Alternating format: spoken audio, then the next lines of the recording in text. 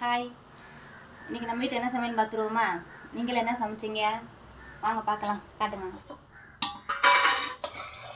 காலைல டிஃபன் வந்து பாப்பாவுக்கு மட்டும் பாஸ்தா பண்ணியிருக்கேன்.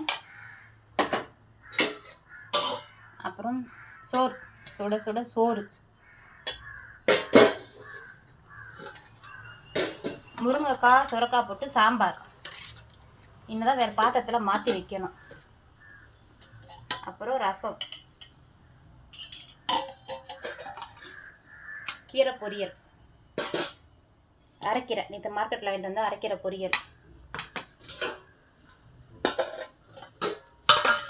அப்புறம் முருங்கைக்காய் புளிக்கூட்டு, நம்ம வீட்டு மரத்தில் பிடுங்கினா முருங்கைக்காய் புளிக்கூட்டு.